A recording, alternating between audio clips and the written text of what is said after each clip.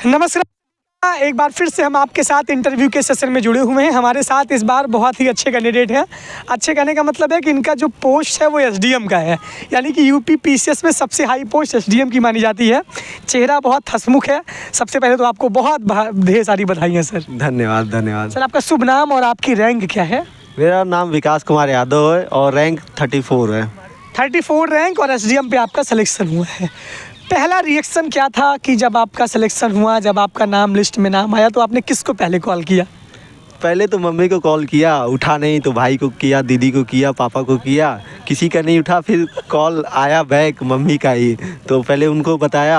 और मेरे साथ नायब तहसीलदार गौरव प्रताप सिंह थे तो वो मेरा रिजल्ट देके तो हम लोग खुशी से दोनों उछल पड़े कि यार सीधे डायरेक्ट नायब तहसीलदार एसडीएम, क्योंकि ये प्रमोशन में 10-12 साल लग जाते हैं और मैं 10 दिन की ज्वाइनिंग के बाद पा गया तो डबल प्रमोशन हो गया। तो बहुत खुशी का दिन था। रात भर हम लोग सोए नहीं, ऐसे ही कॉल्स आते रहे, मैसेजेस आते रहे, बातचीत होती रही और काफ़ी अच्छा दिन रहा। अच्छा, मतलब नायब तहसीलदार पे भी आपका सिलेक्शन सर कब हुआ था ये? पिछले वाले पीसीएस में हुआ था, 2022 वाले में। 2022 में सर का नायब तहसीलदार पे सिलेक्शन हुआ था। इस बार सर एसडीएम बने हैं, यानी कि अपने आप को लगातार सर ने इम्प्रूव किया और ऐसा दौर आया।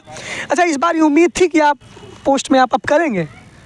इस बार उम्मीद नहीं, तैयारी तो कंटिन्यू रखा हुआ था और उम्मीद तो खैर रहती नहीं है क्योंकि बहुत अनसर्टेन एग्ज़ाम है। आप जिस साल सोचते हैं कि आप रैंक लगाएंगे उस साल नहीं होता है, जिस साल सोचते हैं आप कुछ बन जाएंगे उस साल कुछ बनते हैं, तो बहुत अनसर्टेन एग्ज़ाम है। तो मेरे ख्याल से लोगों को अपने प्रिपरेशन पर ध्यान देना चाहिए, रिजल्ट भगवान के ऊपर छोड़ देना चाहिए, जो लिखा होगा वो हो जाएगा। तो मैं भी इसी स्ट्रेटेजी पर चलता था। सर आपने जो है ग्रेजुएशन में क्या किया था? मेरा ग्रेजुएशन इंफॉर्मेशन टेक्नोलॉजी में IIIT ग्वालियर से। आप इंजीनियर हैं, इंजीनियर के बाद यूपी पीसीएस में आने का कैसा प्लान बना? पहले से डिसाइड था कि बाद में फिर जब जॉब ऑप किए तो जब बोझ सा लगने लगा? नहीं, पहले से डिसाइड नहीं था। कॉलेज में था तो हम लोग का ड्रीम रहता था कि Los Angeles, Las Vegas, Germany में जाएंगे, सॉफ्टवेयर इंजीनियर के पद पे काम करेंगे। तो बहुत ख्वाब थे फ़ॉरेन जाने का। तो बीच बीच में मम्मी बोलती रहती थी कि नहीं इधर आ जाओ, गवर्नमेंट सर्विस में आ जाओ, क्योंकि पूर्वांचल से बिलोंग करते हैं तो उधर थोड़ा क्रेज़ ज़्यादा है, देवरिया से है। तो फिर ये माइंड में रहता है। फिर कॉलेज के लास्ट ईयर में सब प्लेस्ड हो जाते हैं तो फिर कुछ काम रहता नहीं है, तो लोग एक्सप्लोर करते हैं कि और क्या चीज़ें हो सकती हैं। तो लोग कोरा पे पढ़ते हैं, इधर उधर पढ़ते हैं, सबके एक्सपीरियंस रहते हैं कि यूएस में 10 साल रहने के बाद वहाँ लाइफ बहुत स्टैग्नेंट हो जाती है, तो लोग इस्कॉन ज्वाइन करते हैं इधर उधर से। तो इन सब करने के बाद फिर सोचे चलो तैयारी स्टार्ट करते हैं। तो मैंने स्टार्ट किया तो मज़ा आने लगा। फिर मैंने उसके बाद मैंने कोचिंग किया आपने की बाजीराम एंड रवि से। और जब कोविड आ गया तो मैं इलाहाबाद शिफ्ट हो गया, फिर सेल्फ स्टडी से। तो ये सब रहा है, मतलब ऐसा डिसाइड नहीं था, अचानक से ऐसे सिचुएशंस बने, उसके बाद मैं प्रिपरेशन में आया। मतलब आपके अभी बता रहे थे कि आपके साथ के 11 मित्रों का सिलेक्शन शायद हुआ है। आपके ग्रुप में 5-6 लोग थे, उनका सिलेक्शन हुआ है, बाकी और लोग बता रहे थे कि उनके कॉन्टेक्ट में 11 लोग इलाहाबाद में ही रह के सिलेक्शन हुआ है। तो आपके दोस्तों का कितना बड़ा रोल रहा है आपके सिलेक्शन में?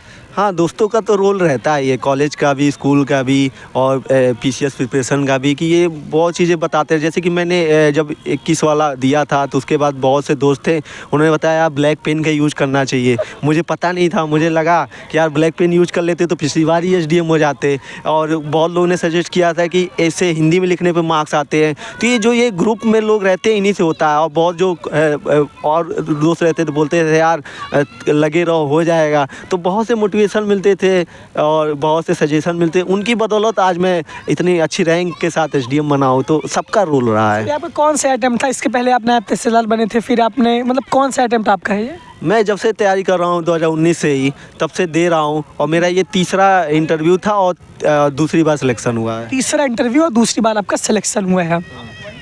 अभी प्रीलिम्स 2024 आ रहा है, 17 मार्च से प्रीलिम्स है। आखिरी के 40 से 45 दिन और बचे हुए हैं। तो किस तरीके से बच्चे प्रीलिम्स के लिए अपने आप को तैयार करें और आखिरी के समय में वो क्या स्ट्रैटेजी अपनाएं?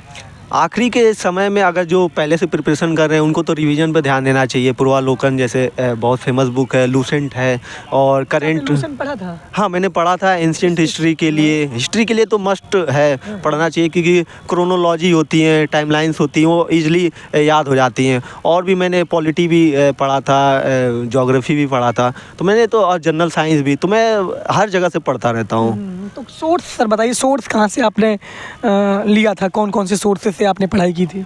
सोर्सेज तो जैसा कि कोचिंग लोग लेते हैं, फिर एनसीईआरटी, स्टैंडर्ड बुक, पूर्वालोकन और मैगजीन्स, ये मैंने सारे जो लोग टॉपर्स बताते हैं सब मैंने फॉलो किया है। मैंने कोई चीज़ स्किप नहीं किया है।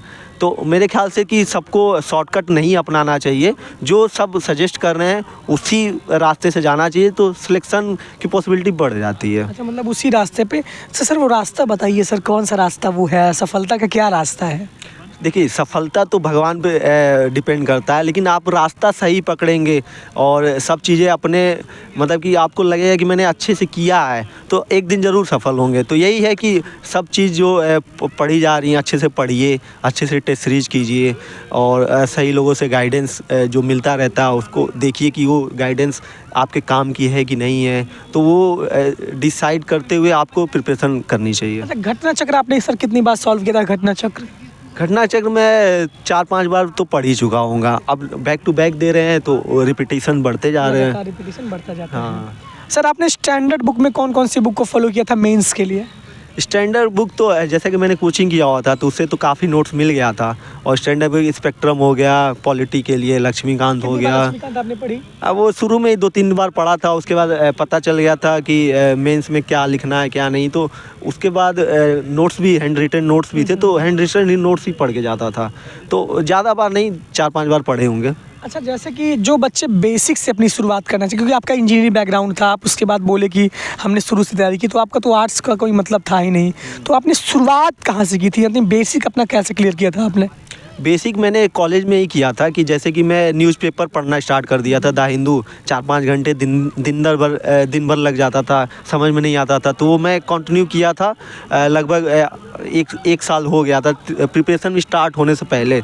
उसका ओनली आईएएस का चैनल आता था, तो उससे हाँ सुमित सर का, तो वो मैं शाम को ऐसे टहलते टहलते सुनता रहता था, तो उससे कर लिया। और फिर स्टैंडर्ड बुक एक बार पढ़ लिया था, स्पेक्ट्रम और ये जो लक्ष्मीकांत, सोते सोते मैंने पढ़ा था कि क्योंकि समझ में कुछ आता नहीं था, तो वो कॉलेज में ही कर लिया था। उसके बाद कॉलेज से निकलते ही कोचिंग ज्वाइन कर लिया, तो फिर वहाँ एनसीईआरटी मैंने वहाँ पढ़ी, तो उसके बाद ये सब कंप्लीट हुआ। अच्छा सर, जैसे कि नोट्स किस तरीके से बनाए? जैसे लक्ष्मीकांत बच्चे पढ़ रहे, इतनी मोटी गाइड है वो, स्पेक्ट्रम की बहुत मोटी किताबें हैं, एनसीईआरटी भी पढ़ते हैं, तो अपना नोट्स बनाने का कैसे फंडा होने कि किस तरीके से नोट्स वो बनाए?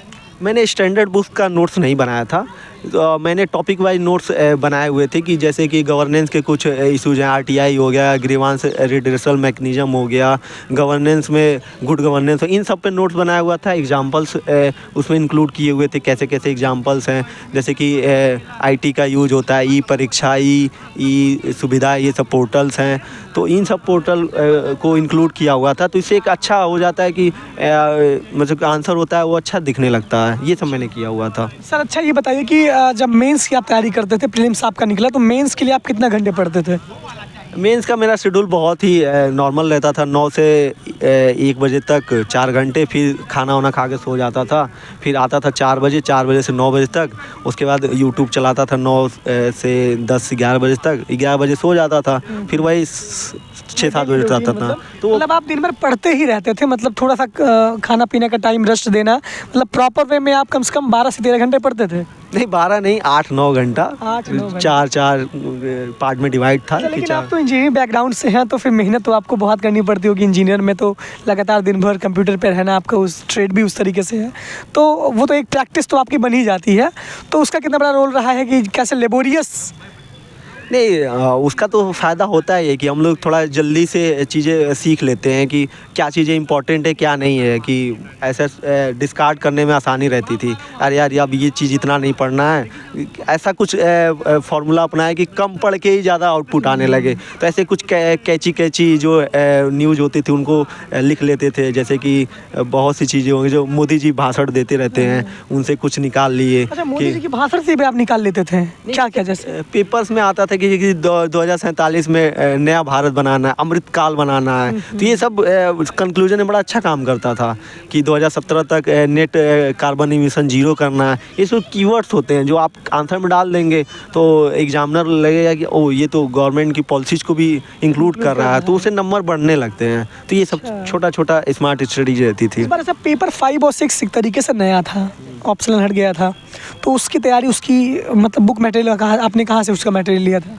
हाँ, क्योंकि ये पहली बार चेंज हुआ था तो ज़्यादा मटेरियल तो था नहीं, और मैं प्रीलिम्स के बाद श्योर था कि मुझे ट्रेनिंग में जाना है, तो मैं प्रीलिम्स देने के बाद ही लग गया था। एक मेक IAS में 26 टेस्ट सीरीज थी स्पेशल की, यूपी स्पेशल की, वो मैंने ज्वाइन किया था। और ऑनलाइन मटेरियल जो भी टॉपिक वाइज सर्च करता था, बनाता था। एक राकेश सारस्वत जी की बुक थी, फेमस थी, उसको मैंने फॉलो किया। इन सब से मैंने करके शुरू के ही एक आध महीने में मैंने यूपी स्पेशल ख़त्म कर लिया था। उसके बाद ज्वाइनिंग में चला गया, तो ज़्यादा मुझे बर्डन नहीं लगा, उसी बेस पे मेरा हो गया मेंस। मतलब इस बेस पे सर, जैसे स्टैंडर्ड बुक का आपने पूरा जिक्र नहीं किया कि मतलब जैसे 2 बुक आपने बताई, स्पेक्ट्रम जो है हिस्ट्री के लिए, लक्ष्मीकांत पॉलिटी के लिए, और सारी साइंस, टेक, इकोनॉमी, जियोग्राफी, कहाँ से इन्वायरमेंट इन्वायरमेंट के लिए शंकर IAS की हो गई, ज्योग्राफी के लिए 11-12 हो गया, और ऊपर से कोचिंग के मटेरियल हो गए। हिस्ट्री के लिए स्पेक्ट्रम बताया ही, NCERT आती है एंशिएंट और मेडिवल के लिए, और पॉलिटी के लिए लक्ष्मीकांत हो गया, कोचिंग के नोट्स हो गए।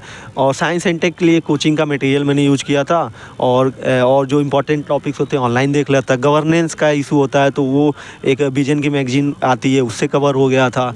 और सोसाइटी मैंने कोचिंग से जो मटेरियल था उससे कर लिया था। और GS 4 था, वो भी कोचिंग के मटेरियल से, और घटना चक्र की बुक आती उससे कर लिया था। GS 3 में भी कोचिंग का मटेरियल यूज किया था, और जो बच रहे थे वो विजन की जो आती हैं वैल्यू एडेटेड मटेरियल, उससे कर लिया था। इन सब से मेरा हो गया था। अच्छा, ये सारी चीज़ों से आपने कहा। सर, एस्से जैसे होता है, एस्से राइटिंग किस तरीके से करें बच्चे? एस्से का पेपर बहुत बड़ा वेटेज करता है। हाँ, ऐसे मेरे लिए चैलेंजिंग रहा है। लास्ट ईयर ऐसे में ही लोएस्ट स्कोर था, जिसकी वजह से मैं नायब तहसीलदार बना था, नहीं तो पिछली बार ही SDM हो जाता।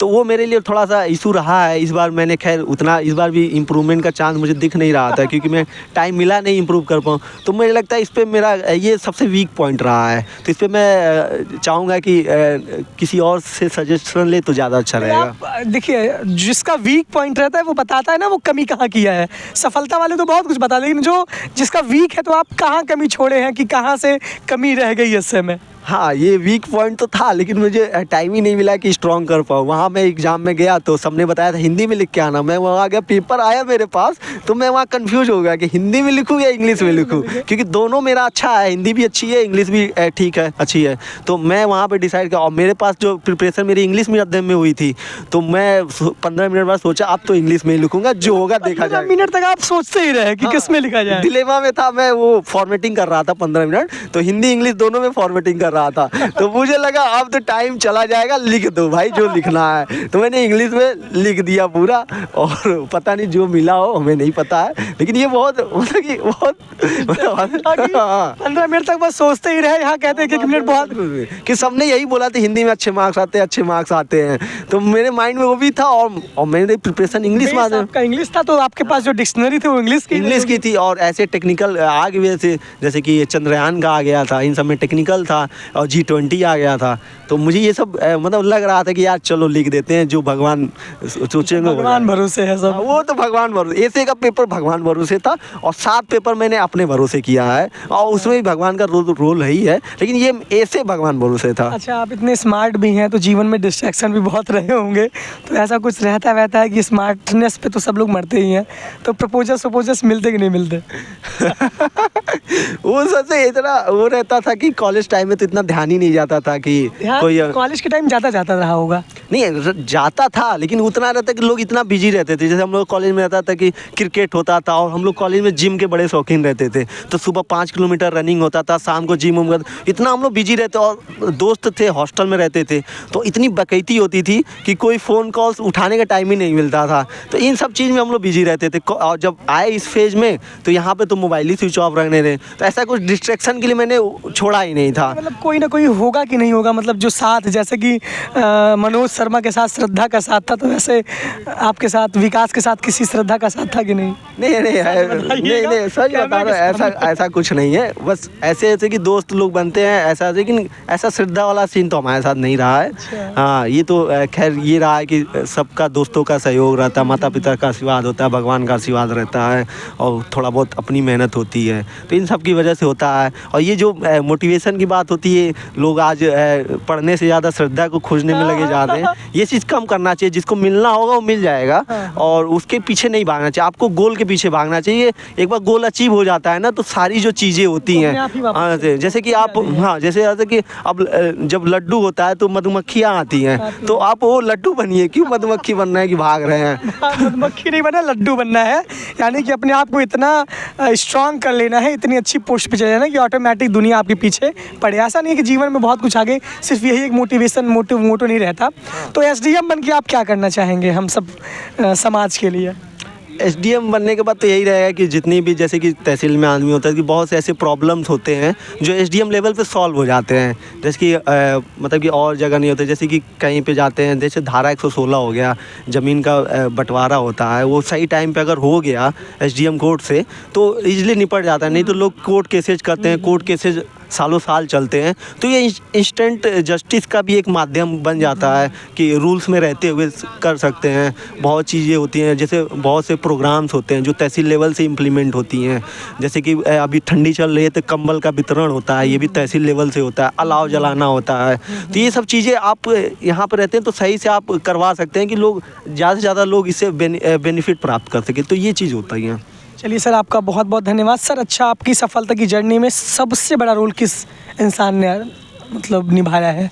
माँ बाप या भाई बहन, किसी एक को आप श्रेय देना चाहेंगे जो हमेशा आपके साथ सबसे ज़्यादा बड़ी भूमिका में रहा?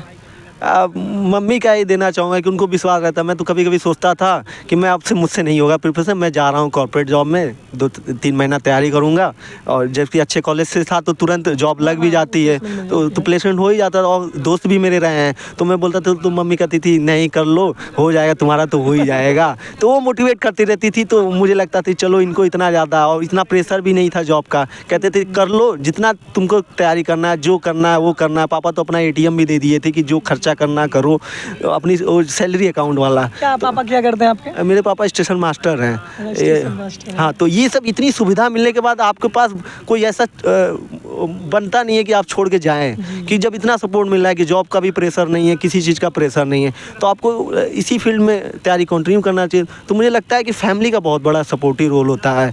जैसे मेरे यहाँ मम्मी का रहा है कि वो कहती थी कि ऑफिसर बनो, तो फाइनली बन भी गया। अरे अब तो घर भी जाना होगा, स्वागत समारोह आपका कल या परसों में भी होने वाला है, तो घर पे तो वहाँ जलवा ही रहेगा। अब हम लोगों का भी जलवा रहेगा। बाकी हमेशा सर का गाइडेंस आपको मिलता रहेगा। सर, प्रयागराज के छात्रों के लिए सबसे बड़ा संदेश आप क्या देना चाहेंगे? क्योंकि बहुत लोग कहते हैं कि IAS PCS बना तो दिल्ली भागा, इलाहाबाद में अब कुछ नया बच्चा बा, तो इसी मिथ को आप कैसे दूर करना चाहेंगे? प्रयागराज के बच्चों के लिए आखिरी संदेश। प्रयागराज के बच्चों को मैं ये कहना, जो आजकल इतने ऑनलाइन रिसोर्सेज हो गए हैं, तो आप दिल्ली में जाएंगे बहुत ज़्यादा पोल्यूशन है, तबीयत ख़राब होगी, खाना अच्छा नहीं होगा। यहाँ पे आप रहिए और आपके गांव देहात के पास का ये ज़िला है, तो यहाँ पर रहने पे आप मतलब कि अच्छे से इन्वायरमेंट में रहेंगे, प्रेशर कम रहेगा क्योंकि यार दोस्त भी यहाँ पर रहेंगे और ऊपर से यहाँ घूमने के लिए संगम भी है, कंपनी गार्डन भी है। तो यहाँ रह के इंजॉयमेंट के साथ देंगे ना तो अच्छे से एग्ज़ाम क्वालिफाई हो जाएगा। चलिए सर, बहुत बहुत धन्यवाद। उम्मीद करते हैं कि सर को आगे जीवन में हमेशा कामयाबी मिलती रहे। अभी SDM है, फिर UPSC का भी सफ़र, IAS अधिकारी भी आप बने और सर ने बहुत अच्छा गाइडेंस आपको दिया। बहुत हंसमुख सा चेहरा है। उम्मीद करते हैं जल्दी से बिया सर का हो जाए अच्छी जगह। बहुत बहुत धन्यवाद sir. Sir, best of luck. धन्यवाद। अपना रिव्यू ज़रूर दीजिए। थोड़ा सा हंसी मजाक चलता भी रहता है, लेकिन कैसा रहा आपका इंटरव्यू वैसे आप रिव्यू दीजिए ज़रूर। तो लगातार हमसे जुड़े रहिए अभिनव द्विवेदी इलाहाबाद यूनिवर्सिटी के साथ। UP PCS की सबसे बड़ी कवरेज आपको इस चैनल पे लगातार मिलती रहेगी। Thank you.